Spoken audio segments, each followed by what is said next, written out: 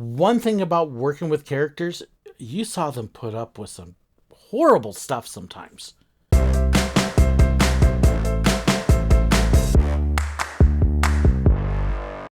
I personally think character performers at Disney are some of the greatest people because some of the stuff they have to put up with, they're dealing with hot, sweaty costumes, especially if they're a fur, limited vision, limited ability to move around and even see what you're doing. And then some of the things that the guests would do to them, oh my goodness. Characters would get everything from the super excited child run tackling them. That's one of those things you kind of expect when you get little kids up to about 6, 7, 8, especially toddlers. They get super excited and they come charging in. The characters were trained, if they had the chance, to get down on a knee so that way they could brace for it. It didn't always happen. And I watched more than a couple characters. They finish with the family, and as they're turning to the other one, here comes the child run tackling. And unfortunately, with a small child, their head is right at groin level. And I watched a couple characters just get, yeah. Parents, hold your kids back until they're ready. I watched a couple times when there were older children. Sometimes Down syndrome really got excited. Just part of who they are. And it was nothing against them. But if we did see somebody with Downs coming through and looking excited, we'd make sure the character was tipped off. Because the likelihood of them getting charged and tackled was higher. But we would see adults get super excited too. Don't tackle the characters. The other thing too that guests would do sometimes is they would want to feel and grab and touch. So like Mickey's got those big ears, and people want to grab the ears or grab Pluto's nose or pull Goofy's ears or tails. Oh, tails are terrible. And so we would have to watch for that because especially if it was something on the head, that could hurt the character. Physically hurt them. I remember a couple times, teens, late teens, early 20s, thinking it was hysterical to try to sneak up behind Mickey and grab the ears and do this. It's not funny because it's their head going, yeah, don't do that. And so we would watch for it. I tell people when I was working with characters, especially the princesses, that I slipped into dad mode. My job was to watch over that character and make sure they were taken care of. Yes, I wanted the guests to have a good time, but I'm protecting them. And there was a whole deal, young teens especially, thought it was hysterically cool to have the ability to punch the character and make them, suffer. And yeah, look at me, I just punched Pluto in the gut. So we would watch that, and you could see hands clenching up, and it's like, don't do it. Don't you dare. Get away from my character. And I had a few times that I wouldn't allow kids in the picture with the characters. The family was like, yeah, okay, we're going to get together. I'm like, I'm sorry, he's not. Why not? Well, he's threatening to punch my character. Not allowing him near it. You can put him away on the outside, away from the character, or he's not going to do it. Why? No, he wanted to be the one right there next to him. Not going to happen. So you learn to watch for that because people thought it was funny to abuse the characters. Thankfully, that number was small. You could see 200 families and it'd be like one family. However, that one family injures the character and then they're hurting all day with it. That comes down to, 2-3 times a day. It's not that much in the grand scheme of things, but how many jobs are you going to go to where you're going to get whacked a couple times a day? Most people aren't willing to do that, but that's what character performers deal with. That was always entertaining. The princesses in particular had it bad because it was more than a couple times a day. It was typically once every other set, if I remember right, where you would get some guy wanting to make moves on the princesses. Now, if you look at my pictures, you can see when I'm doing the prince pose, This is the princess's way of getting the gentleman to pose properly and politely and not have to worry about him grabbing or touching something he shouldn't, because there are people you can't trust. So yeah, they get the man, put his arm out like this, and then they'll put their hand through it, and it looks very nice. And most of the time, the guys are like, whoosh, not a clue. I never argue with the princess when she asks me to do that, because it's for her comfort, her safety. So I'm always happy to do that. There are some times when the princesses are a little more comfortable where they will let you put their arm around the waist, but don't assume they will. Don't jump to that. Most of the time when I've had princesses do that, I've had a chance to talk with them, or they knew who I was. So they were comfortable and they knew I wasn't going to do something. But it's that arm around that you would see guys slip their hands down. You'd see them try to slip their hands around. Yeah. So most of the time, especially with guys, princesses will keep a distance. They won't be touchy-feely. And that's for their own safety, because they get grabbed and groped and all sorts of stuff.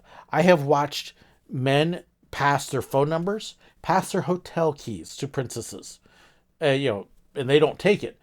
But I've seen guys do it in front of their wives. Really? Hello? So here's a news flash. Most people would probably be surprised to know most of those princesses are married, and very happily married. So are the guys that work out there too. It's amazing how many people doing this are married already. They don't want your room key. They're not interested in you, especially not when you've been drinking around the world. That's probably the biggest thing that the princesses had, was people doing like that. And again, I would have to watch. I kept the camera up in case, I needed to grab a quick picture of somebody doing something they shouldn't, so we could give it to security and have them walked out. But most of the time, you could actually hear in the line what might be a potential problem, because I would shoot from near the line and I'd listen. I was paying attention to my character and what's going on, but I had an ear kind of turned towards them so I could hear what they might be talking about and what they might be thinking of doing. And then I could kind of go, no, you're not going to do that. I heard you. Don't even try it, because if you come close, your visit's going to be very, very short, and that includes to the park. And so I would head a lot of it off in line.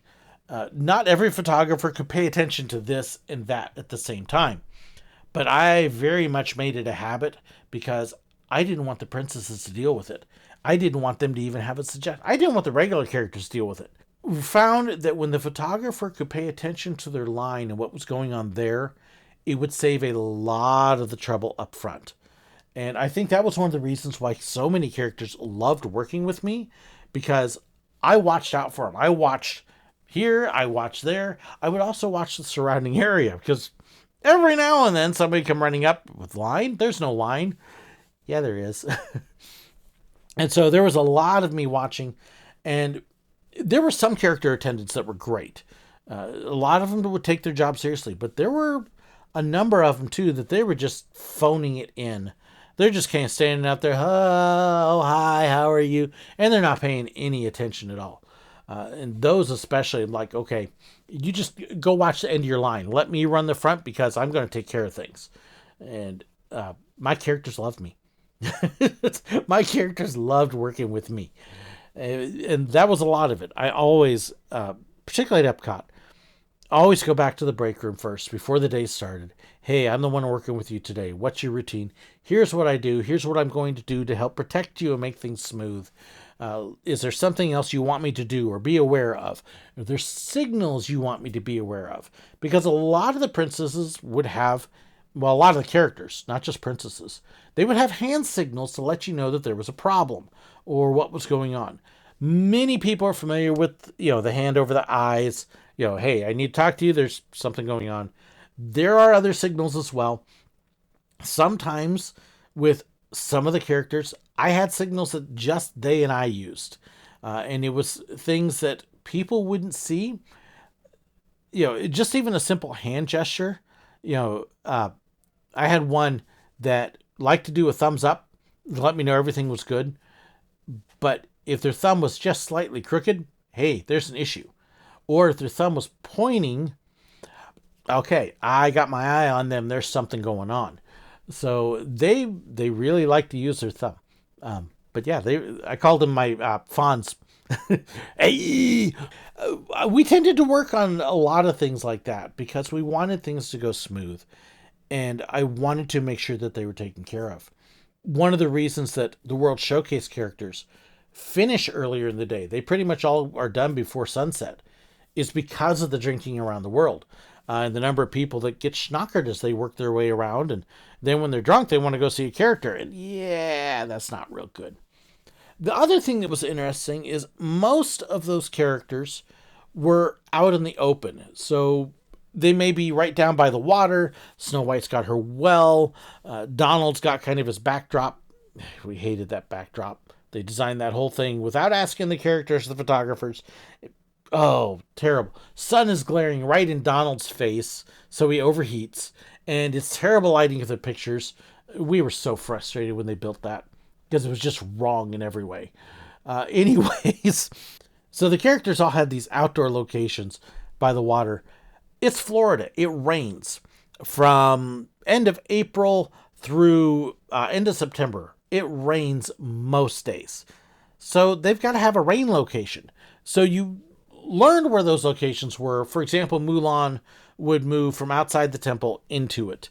Belle and Aurora actually had a room that they shared over by the perfume shop. It's not used anymore, but you had glass windows with their backdrops. It was such a neat spot.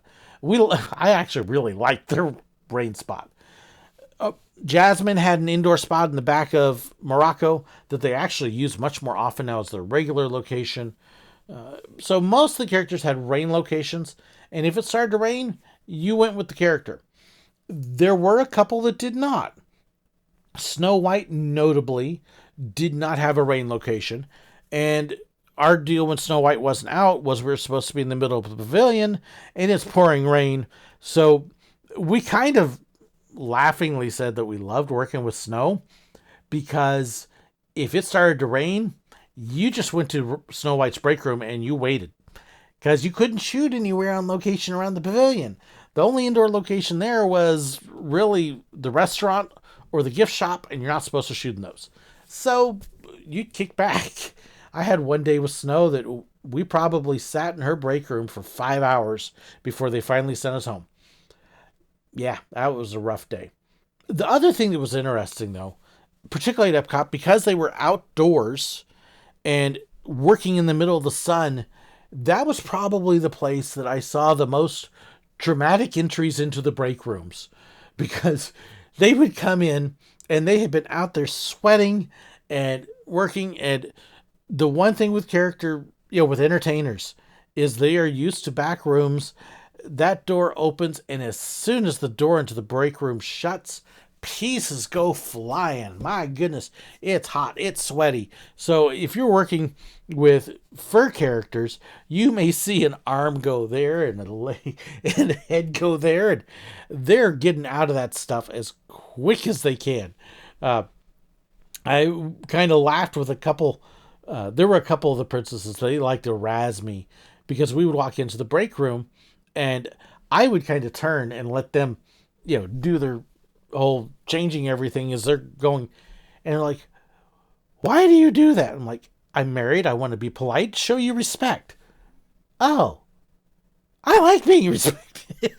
So it was definitely entertaining.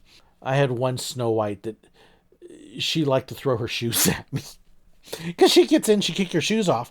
Well, if it was with me, we'd walk into the break room, the door would shut, and she would turn to me and kick. So I dodged shoes. So, but it was a lot of fun. We had a good time. Epcot was probably the place that I knew the most characters and grew closest to them because we had the most regular people there, and I had a great time working with them. Like I said, I'm still in contact with a few of them. It's been neat to see how so many of them have moved through life and grown their families and stuff. I do miss the people. I miss the people. I don't miss the long days in the heat, but I do miss the people. And I miss playing dad to my characters. I got other people to play dad to. So, did you enjoy this video? Let me know. Don't forget to hit that like button, share, and subscribe. Thank you so much to my patrons as well for supporting us and keeping us going. I so appreciate it. Thanks so much for watching. God bless.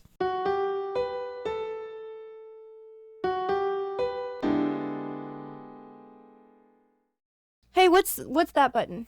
That button will show you another one of our videos. And that one? That one will help you subscribe if you haven't already. Oh, and then there's all these names floating by? Yeah, this is all of our supporters on Patreon and YouTube members. Oh, so those are the ones that get the special perks. Yeah, and if you want to know more about that, click on that button right there. Thanks. No, thank you. And thanks for watching. God bless.